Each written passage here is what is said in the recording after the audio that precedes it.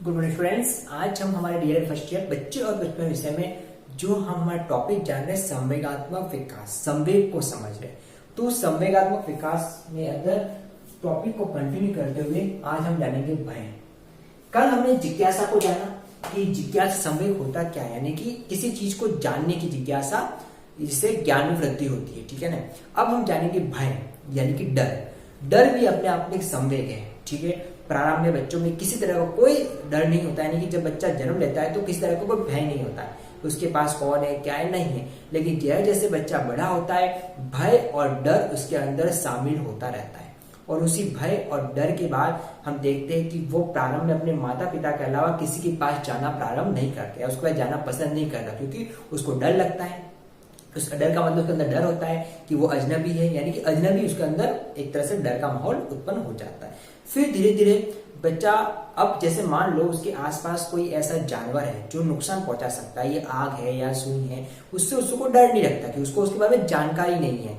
तो हो सकता है कि उसकी मान लो पास में कोई सांप बिच्छू ऐसा कुछ आ जावे तो उसको पकड़ने की कोशिश करेगा कि उसको नहीं समझता है। लेकिन जैसे जैसे बच्चे में समझ विकसित होती है, वो परिस्थितियों को, परिवेश को समझना प्रारंभ करता है, तो डर उसके अंदर आता रहता है। फिर वो उन जानवरों से जो खतरनाक है उनसे डरना प्रारंभ करेगा। हम देखते हैं कि बच्चों को प्रारंभ के अंदर भूत प्रेत इस तरह से बहुत डर होता है, और हम उसको जैसे मान लो बच्चा मस्ती करता है तो उसको डराते भी, यहाँ मत जा, वो उसको पकड़ लेगा, भूत आ जाएगा वगैरह वगैरह। तो इस तरीके से बच्चों में अब धीरे धीरे भय और डर का माहौल उत्पन्न होने लगता है, और ये डर कह सकते हैं कि उसके अंदर अब भय डर एक तरह से संवेग के रूप में शामिल हो गया है।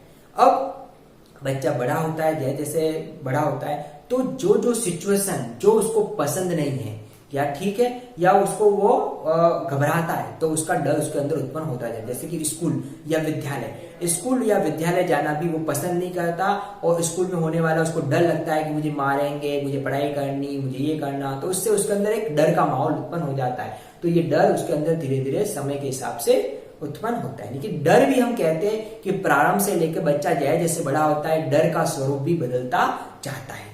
तो इस तरीके से हम देखते हैं कि माता पिता भी अपने बच्चों को कई बार वो नहीं करना, ये नहीं करना, इसको रोकने के लिए डर उत्पन्न करते हैं कि बाहर जाएगा तो पकड़ लेंगे, बाबा आ जाएंगे, यानी कि उसको पकड़ने वाला आ जाएगा। तो इस तरह से डर उत्पन्न करते हैं। तो ये डर ही है जो मनुष्य के अंदर धीरे धीरे आता जाता है। लेकिन डर वास्तविक ना होते हुए हम कह सकते हैं बच्चों के अंदर चंचल तरह का डर होता है, जो एक्चुअल में नहीं होता है। यानी कि जैसे मान लो बाबा आ गया पकड़ लेगा, तो एक तरह डर का उत्पन्न कर रहे हैं, ठीक है। तो इस तरीके से बच्चों को हम किसी कार्य को रोकने की डर उत्पन्न कर रहे हैं। अब ये जो भय है, ये डर है बच्चों पर हावी ना हो जाए, या हम यूं कह सकते हैं कि वो जीवन के साथ ज्यादा ना जुड़ जाए। तो ये भी जरूरी है सबसे पहले माता पिता की, और फिर आती जिम्मेदारी शिक्षा की, कि मनुष्य के अंदर डर इतना भी हावी नहीं होना चाहिए कि वो जीवन से ही घबरा जाए, और जीवन में जो भी करने जा रहा है वो सिचुएशन से वो घबरा जाए। इसलिए ये जरूरी है कि डर और भय के माहौल को कंट्रोल करने के लिए अध्यापक या अभिभावकों को क्या क्या प्रयास करना चाहिए, ठीक है। शिक्षा, एजुकेशन, पढ़ाई अपने आप में जीवन को व्यवहारिक उद्देश्यों की प्राप्ति करने के लिए सहायता होती है। तो शिक्षा के माध्यम से ही हम भय को दूर कर सकते हैं। तो सबसे जरूरी है कि अभिभावक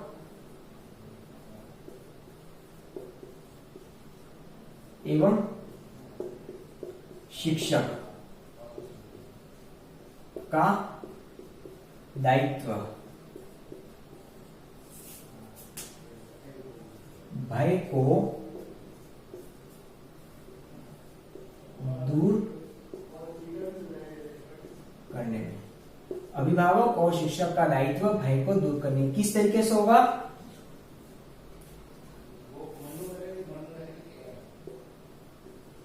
बच्चों को स्कूल के प्रति भय न दिखाए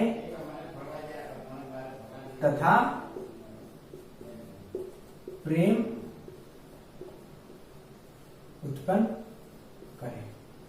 पहली जिम्मेदारी तो यह है कि अभिभावक अध्यापक कभी भी बच्चों को स्कूल के प्रति भय ना उत्पन्न करके प्रेम उत्पन्न करें, और उनको स्कूल की इंपॉर्टेंस और स्कूल में एक एक्टिविटी के बारे में बताएं कि बच्चों को, जैसे मान लो शुरू में कि बच्चों को खेल भी खिलाएंगे, ये चीज होगी वो चीज होगी, तो इससे प्रेम पैदा करना है, ठीक है। दूसरा है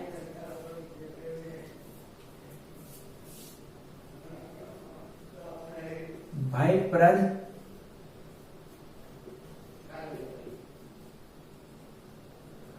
स्थितियों का सामना वैज्ञानिक ढंग से कराएं। कई बार सिचुएशन ऐसी आती है कि भय हावी हो जाता है, तो भय को खत्म करने के लिए, समाप्त करने के लिए कोशिश करनी होगी, उसका सामना वैज्ञानिक यानी कि वैज्ञानिक तरीके से कराए कि ऐसा चीज नहीं होती है, ऐसा नहीं होता है, भूत वगैरह नहीं होता, वगैरह नहीं होता है। तो इस तरह से वैज्ञानिक प्रकारों से हम भय को दूर कर सकते हैं।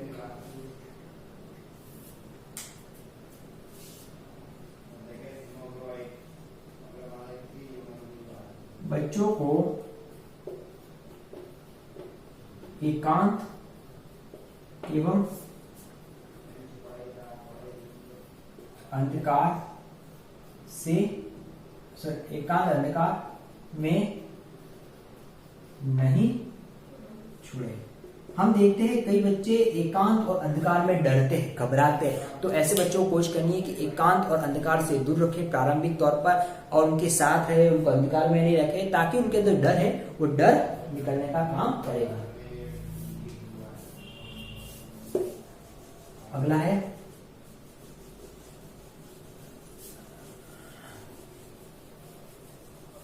अगला प्रयास कि क्या करना चाहिए।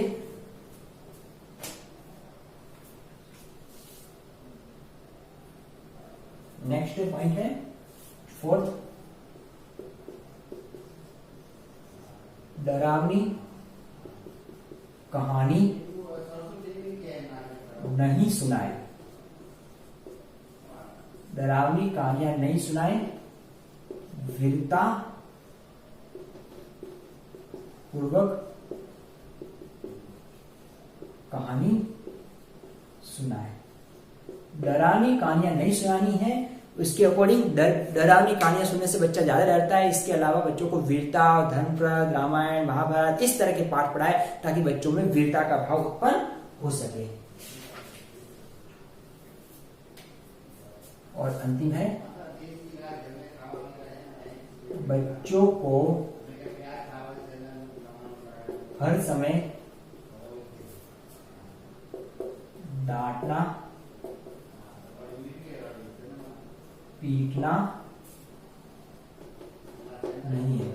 बच्चों को हर समय डांटना पीटना नहीं है, धमकाना नहीं है, क्योंकि डरावना डांटना पीटने से बच्चों के अंदर डर का माहौल उत्पन्न होता है। तो इस तरीके से माता पिता डर को कम करने और डर को खत्म करने के लिए ये प्रयास करेंगे, और साथ साथ शिक्षकों को भी बच्चों के अंदर डर उत्पन्न नहीं हो उसके भी प्रयास करना है। तो आज हमने जो हमारा संवेग है भय, इस भय को जाना कि भय किस तरह से किस स्वरूप बच्चों में आता है और भय को दूर करने के क्या प्रयास करने चाहिए। अब इससे रिलेटेड आपका असाइनमेंट है